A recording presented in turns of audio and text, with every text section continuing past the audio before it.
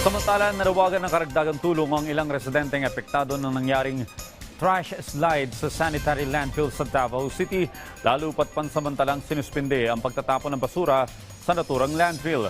Si Regine Lanusa ng PTV Davao sa detalye. Kahit hindi kasama ang bahay nitong si Dario Aligado sa mga natabunan ng basura noong nangyaring trash slide nitong 20 ng Mayo, apektado pa rin anya sila sa nasabing pangyayari, lalo't sinuspinde ang pagtapon ng basura sa sanitary landfill sa New Carmen, Davao City. Nasasalanta din kasi ang kanilang hanap buhay dahil hindi na sila makapasok para manguha ng basura sa landfill. Mahigit 3 taon na siyang namamasura at ito lamang ang kanilang pinagkakakitaan, kaya mahirap para sa kanila ang pangyayari ngayon. Tilang yung manay ma'am, kanang ginagmay lang yun na pangita po panginabuyan sa kanang kuan, malati-lati ba kanang mga basura po ginagmay, kahigan kay isod mo kay good ma'am, may kaunon ma'am, yung mga bata na may mga bata ma'am no, may kapakaon, mo na pait pumipod. Parang problema rin ang kinakaharap ngayon ng residenteng si Albert Merino. Ayon sa kanya, tulad ni Dario, ang pamamasura lang din ang inaasahan ng kanyang pamilya. At ngayong hindi sila makapasok sa landfill, nag-sideline na lamang siya sa paggawa ng ice candy upang kanyang ibenta.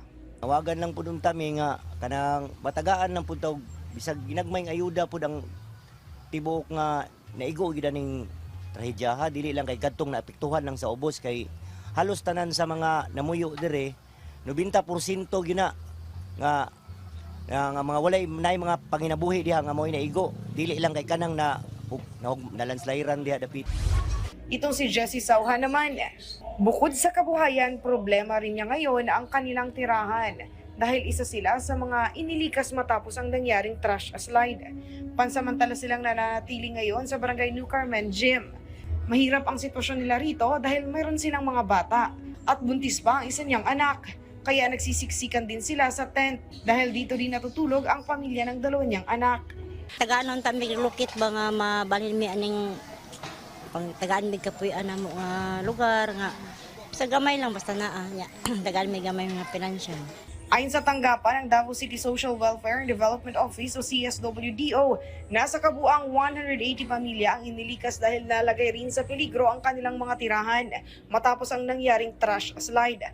Ang nasabing mga pamilya ay nabigyan umano ng inisyal na tulong tulad ng food packs, hygiene kit at iba pa. Mayroon din silang natulungan 5 pamilya na mapauwi sa kanilang mga kamag-anak sa ibang barangay sa syudad. Nakatanggap rin ang nasabing pamilya ng pinansyal na tulong. Samantala, para naman sa mga individual na apektado ang kabuhayan, nakapagbigay rin sila ng 280 food packs. Especially katong injured, missing o katong patay nga naamang gutay isa ka patay ma'am, so natagan na po sila og financial assistance og napoy ongoing under sa city nga guidelines. Sa kasalukuyan, pinuproseso na rin ng nasabing tanggapan ng tulong pinansyal para sa mga pamilyang nakatira sa 6 na bahay na natabunan ng basura sa trash slide. Mula sa PTV Davao, Regine Lanusa para sa Pambansang TV sa Bagong Pilipinas.